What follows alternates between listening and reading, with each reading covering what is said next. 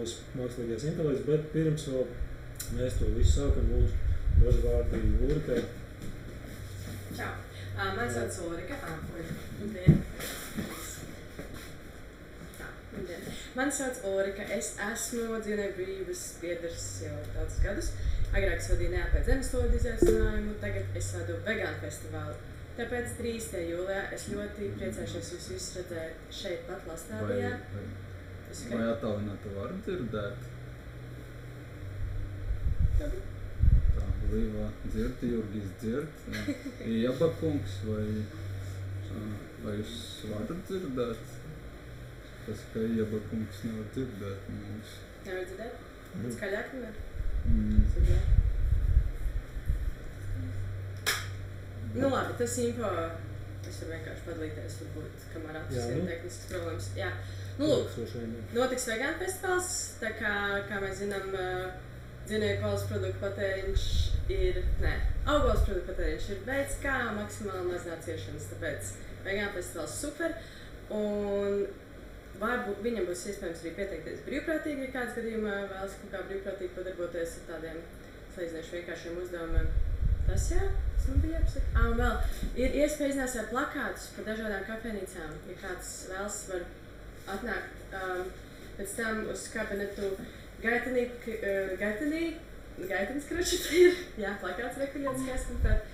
Un Gaitenis pa kreisi, galējās durvis, es tur sēdējuši, vēl strādājuši kādu laiku, tāpēc, ka kāds grib ienākt, iznāsēt kāds plakātības, kāds tiecas, nezinu, nāk centru, to var izdarīt, no prešu. Jā.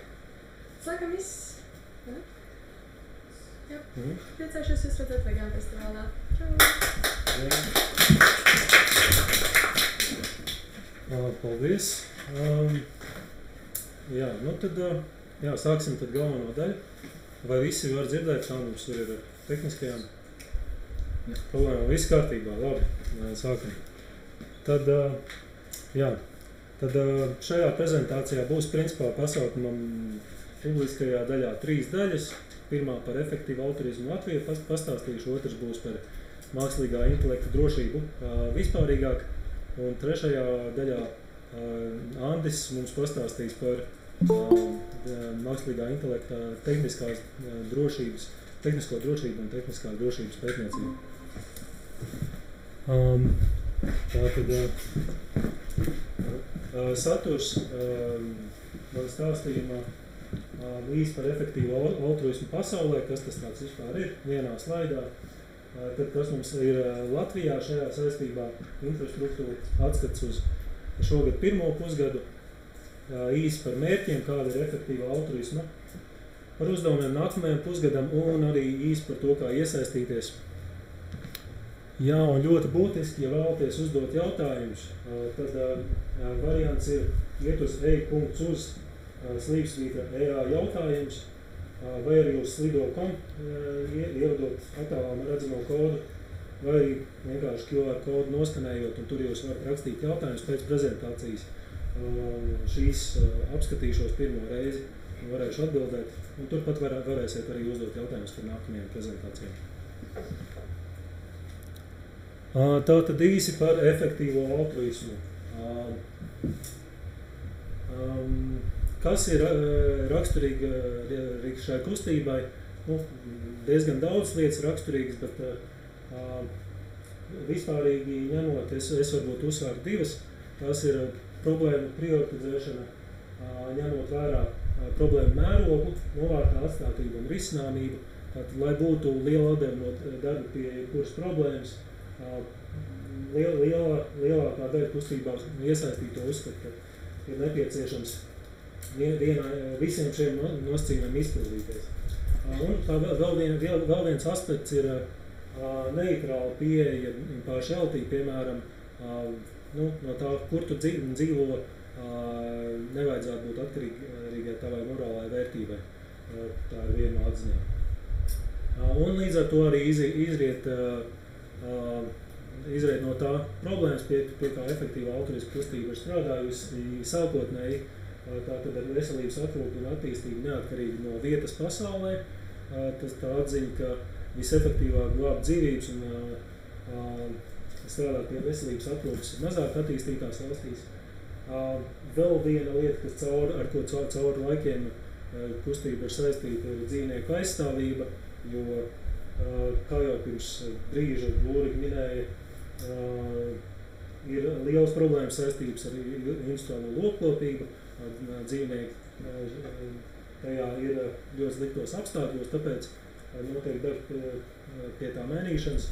Taču pēdējos gados vislielākais fokus ir uz eksistenciālajiem riskiem un arī labajā pusē redzēt no 80,000 tonu lapas listē ar top problēmām, un tās ir saistīts ar eksistenciālajiem riskiem.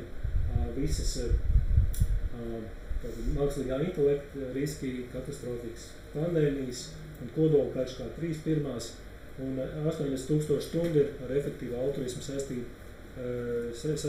kustību saistīta lapa organizācija, kas mēģina cilvēkiem palīdzēt izdarīt izvēles ar karjeru saistītas. Lai varētu strādāt pie jēgpilna darba. Un tad par kustības apmēriem pasaulē šobrīd aptuveni 10,000 aktīvu biedru, kas tiek interpretēts tā, ka viņi mainījuši vai nu karjeras izvēles, vai arī ziedošanas paradumus balstoties uz efektīvu altruismu. Kas interesanti, Igaunijā mums tepat aiz robežas ir aptuveni 23 līdz 60 aktīvu biedri. Latvijā šobrīd droši vien varētu to saskaitīt uz vienas, maksimāli 2 roku pirkstiem. Lietuvā arī kustība nav attīstīta, bet, kā jau minēju, citur viņa attīstīta ir ļoti. Varētu teikt, ka centrālās vietas šobrīd ir Oksfordā un arī Kalifornijā ir daudz efektīvāk altruismā kustībā iesaistība. Tātad tas tātad īsumā par kustību vispār, un tad par to, kas notiek mums Latvijā. Latvijā kustības aizsākumu meklējam 2015. gadā, un šajā laikā līdz 18. gadam tika organizēti vairāk pasākumu, tika, piemēram, arī uztaisīt un attīstīt mājaslapu Latvija.org, kas šobrīd arī eksistē, tiesa gan viņa kādu laiku jau nav atjaunot, kas ir arī darāmo darbu sarakstā viņa atjaunot. Tas vēl par infrastruktūru. Ir Facebook grupa, ir Facebook lapa kustībai, katrai ir nedaudz vairāk par 200 sekotājiem, un ir arī LinkedIn lapa šogad izveidot, un tai arī ir augošs sekotāju skaits. Mazāk aktīvi tātad ir efektīvi altruismu Latvija Twitterī, un arī ir Discord kanāls, kurš ir pēdējā laikā gan neaktīvs. Un tad atskats uz pirmo pusgadu, ko mēs darījām. Pirmkārt, tā bija komunikācija sociālos tīklos, Facebook un LinkedIn, vismaz vienreiz nedēļā. Tātad Facebook visvairāk par vispārīgiem jaunumiem un LinkedIn par karjeras iespējām. Bijušas arī jau 3 tikšanās, tātad janvārī, maijā, jūnijā. Labi arī redzama statistika, apmeklētāji 15, 7 un 12 attiecīgi, un vidējais vērtējums 7 baju skalā par pasākumu ir 5,5 līdz 5,9. Tātad caurmērā var uzskatīt par pasākumu cilvēkiem ir paticis, bet, protams, vienmēr arī ir kur augt. Par citām norisēm efektīvu altruismu Latviju pārstāvēt 3 konferencēs. Visās tajās es biju viens no pārstāvjiem. Tās 3 konferences, tātad EAGX Nordics Stokholmā, kā arī Londonā, kā arī Varšavā notika konferences. Varšavā bija vismazākā un pirmo reizi. Tur varbūt arī nepārsteidz, ka es biju vienīgais pārstāvis, to arī plaši varbūt nepromotējām par dalību citās. Un pie jaunām tādām neveiksmēm varētu minēt to, ka Discord kanālā, kas bija iecerēta kā platforma aktīvākai komunikācijai, biežākais starp aktīvām biedriem, pēdējā laikā tā ir neaktīva. Kaut gan joprojām tur ir potenciāls un ir arī savus resursu krājums. Un arī tas, ka nav izdevies piesaistīt finansējumu, par ko es mazliet vairāk minēšu nākamajos slaidos. Un tā tad mēs nonākam pie nākamā slaida, kur droši vien nevar ļoti daudz redzēt, it sevišķi tie, kas attālināti skatās, bet tas galvenais mērķis ir šeit, galvenā idejais theory of change pieejas ir sākt ar gala produktu un tad izdomāt, kā līdz tam tikt. Un gala produkts, gala iznākums vēlamais ir help existing and potential beings, un starp citu angliski, tāpēc, ka es pārsvarā šo izveidoju pagājušā gada nogalē sadarbībā ar cilvēkiem citās efektīvā altruismu organizācijās. Un tad tas galējais mērķis ir palīdzēt esošām un potenciālām būtnēm, un varbūt galvenā iezīme, kas atšķirās efektīva altruismu Latviju no citām valstīm, ir, ka lielāks uzsvars ir uz praktisko darbu, ne tik daudz uz finansējumu piesaisti, jo Latvijā, tā finansējuma, ja mēs, piemēram, kaut vai salīdzināt ar to pašu Kaliforniju, mums ir salīdzinoši mazāk potenciālā finansējuma, taču uzsvars ir uz to, ka cilvēks piesaistīt potenciāli ietekmīgām darba iespējām, kas ir pēdējos gados vieglāk līdz ar attālinātā darba popularitāti. Un arī uzsvars uz to, ka caur citām nevalstiskajām organizācijām un arī Nacionālo parlamentu un arī Eiropas parlamentu ir tomēr no Latvijas iespējams panākt zināmas pārmaiņas vēlamā virzienā. Taču, kā jau es minēju, mēs esam tādā situācijā, ka mums nav ļoti daudz aktīvo biedru, tāpēc pirmās šīs 3 jautājumu zīmes pie biedriem. Un tas varbūt arī kavē virzīšanos uz pārējo aktivitāšu sasniegšanu, kas ir 2. kolonnā. Un vēl viena problēma ir ar finansējumu. Ir IE Infrastructure Fund, kam pieteicāmies, ko diemžēl neapstiprinājām, arī bija iecerēta piesaistīt finansējumu, lai darbotos no Igaunijas, bet arī tas šobrīd nav izdevies. Un nākamais slaids, tāpēc nodoms ir tuvākā pusgada laikā fokusēties uz tālāku darbību, tātad uzturēšanu aktivitāšu sociālajos medijos un arī organizēt tikšanās reizes vienreiz mēnesī, taču ir viens arī attīstības mērķis, ko būtu ļoti vēlams realizēt, jo tas var palīdzēt ar finansējumu piesaisti formālas organizācijas izveidi. Atzīmēšu, ka šobrīd efektīva altruisma Latvijā vēl formāli neeksistē kā organizācija. Tomēr to ir iecer mainīt. Nu jā, un šeit tā tad slaids par uzdevumiem 2. pusgadam. Pirmais uzdevums komunikācijas sociālos būtībā to turpināt līdzīgi kā esošajā līmenī, informācija par jaunumiem un arī karjeras jaunumu reizi nedēļā un arī tikšanās reizi mēnesī. Saistībā ar tikšanos es interesi pēc ieliku aptauju, kur cilvēki var prognozēt, kāda ir varbūtība, ka katru mēnesi tiešām līdz gada beigām klātienē Latvijā notiks tikšanās, un šobrīd viņi prognozē, ka tur ir trešdaļas varbūtība, ka tas tiešām realizēsies. Kādus datus ņem par pamatu skaidri nezinu, protams, tur var visu to par pamatu, teiksim, cik bieži mēs esam tikšies un kaut kā neparedzētu gadījumu iespējas. Bet, jā, es ceru, ka realizēsies tomēr pretējais un notiks katru mēnesi pasākumi. Un, jā, tad tālāk konkrētais attīstības pasākums, kas paredzēts, kā jau minēju, biedrības efektīva altruisma Latvija dibināšana līdz augusta beigām. Šonedēļ arī publicējuši Facebook grupā vairāk informācijas un interesantiem izsūtījuši info vairāk par šo. Un kā jau iepriekš minēju, līdz šim nav izdevies piesaistīt finansējumu, bet šo mērķi mēs neatmetam šajā saistībā. Tad nākamais slaids.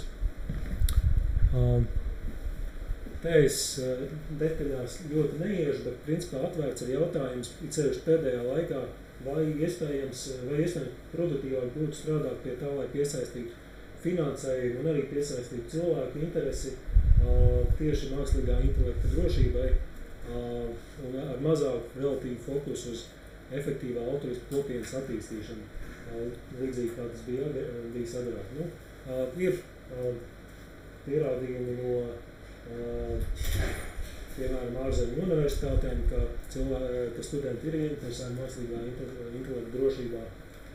Aug arī mākslīgā intelekta drošības popularitāte plašāk sabiedrībā un pieejamais finansējums, taču nevajadzētu arī novērtēt atstāt efektīvā altruismu kopienas atstāt attīstīšanu. Tur ir arī savu zinām iegūmi, protams, to turpināt. Konkrēts piemērs paldies šeit pilsoniskajai aliansei un konkrēti arī Katrīnai Krīgerai, kas padara tālāk info, un es to esmu nodevs tālāk citiem, ir European AI Fund Ecosystem Grants Program, kur šo finansējums pieejams tādām lietām kā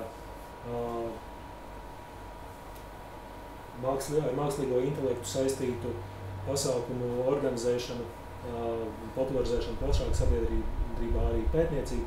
Šis ir tikai viens piemērs, ir arī citi granti pieejami, bet šis principā varētu būt kaut kas tāds, uz ko mēs varētu pretendēt. Par termiņiem 31. jūlijas šķiet ir pārāk ambiciozi, ņemot vērā, ka tam nepieciešama nodibināta organizācija, bet jau nākamie termiņi 3. septembris, 3. novembris izskatās realistiski. Un, tad kā var iesaistīties, ja ir vēlme. Viens ir piedalīties biedrības dibināšanā, var arī pieteikties, pastāstīt par sevi interesējošu tēmu, palīdzēt organizēt kādu no nākamajām sanākšanām, vai arī kā citādi, piemēram, sociālos aktivitātes organizēt. Un interesi var pieteikt ejot uz saiti eit.uz slīpstvītra EA interese, vai arī skanējot šo redzamo kodu. Saiti es arī te publicēšu un izplatīšu. Tā. Šķiet, ka šis ir bijis pēdējais slaids par šo. Paldies. Vai ir kādi jautājumi no klātesošajiem? Tur bija vienā slaidā par FTX. Jā. Es stāstīju pirmo, bet izpildīt vai ne? Jā, šeit. Tad jautājums ir par kā tas ir saistīts. Kā tas ir saistīts? FTX bija kripto birža, kuras vadītājs, īpašnieks, aizsācējs bija ar efektīvu altruismu kustību cieši saistīts cilvēks. Galu galā izrādījās, ka viņš ir nodarbojies ar to, ka viņš ar finanšu krāpniecību būtībā joprojām notiek tiesvedības, bet principā izsaimniekoja līdzekļus, ko bija uzticējuši noguldītāji, izvietot tos riskantos darījumos. Un tāpēc, ka viņš bija tik cieši saistīts ar efektīvu altruismu kustību, bija uztraukums, ka ļoti smagi neatgriezties ciest reputāciju.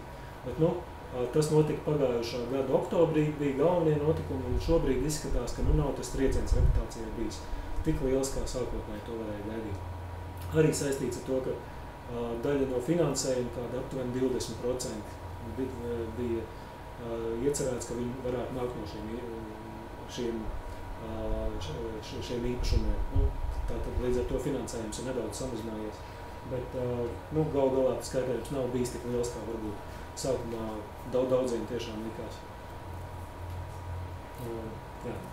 Bet, tajā pašā laikā mazliet ir tāda skāda reputācija nodarīta.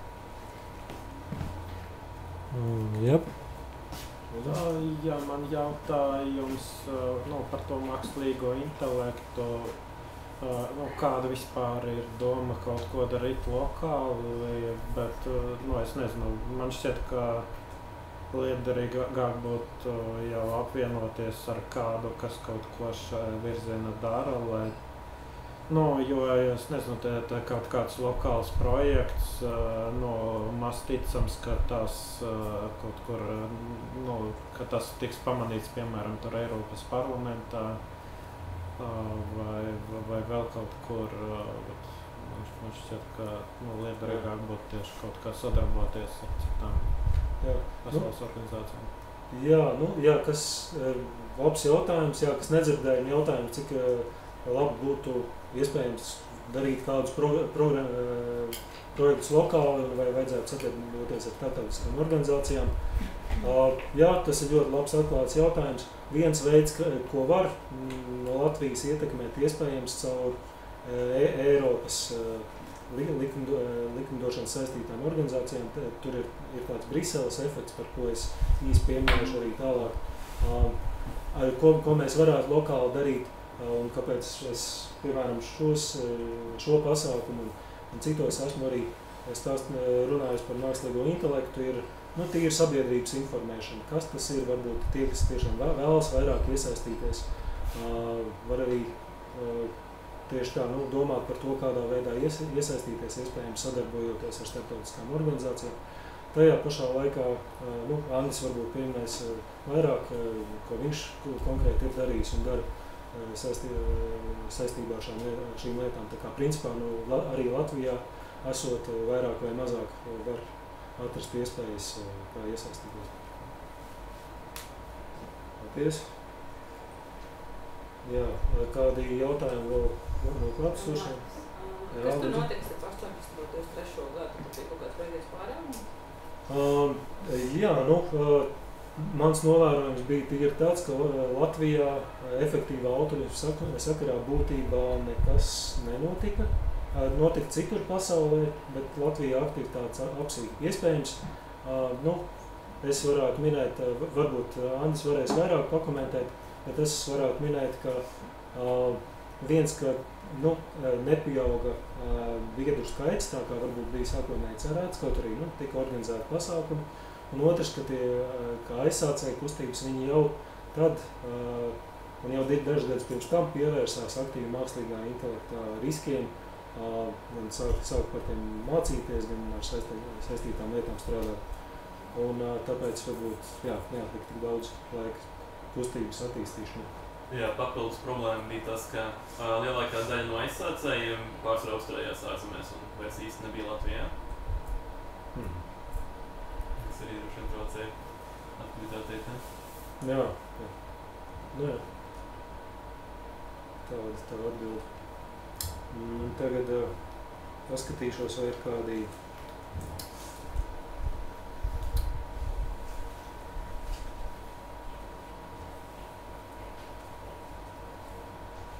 anonīms jautātājs, no kādiem virzieniem šogad ir bijuši centieni pierakstīti, domāju, piesaistīti finansējumu. Jā, un šogad es īsi jau pieminēju, bet ir tāds Effective Altruism Infrastructure Fund, kur tieši atbalsta jaunas organizācijas, iesniedz pieteikumu tam.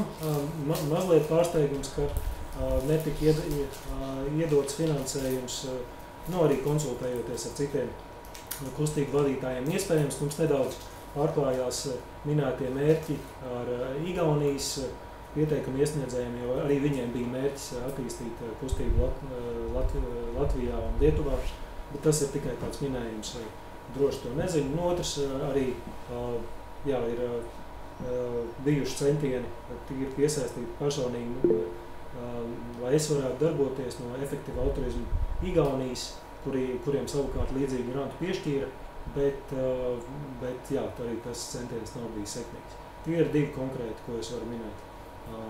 Vienu uz nākotni es jau pieminēju, ko varētu tieši mākslīgā intelekta sakarā.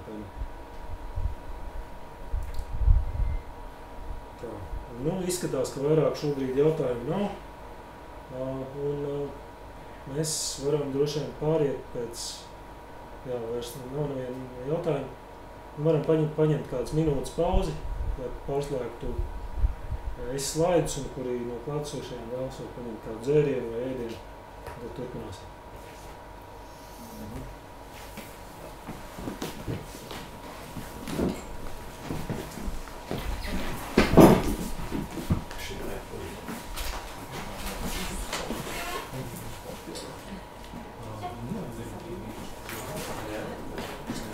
Yes,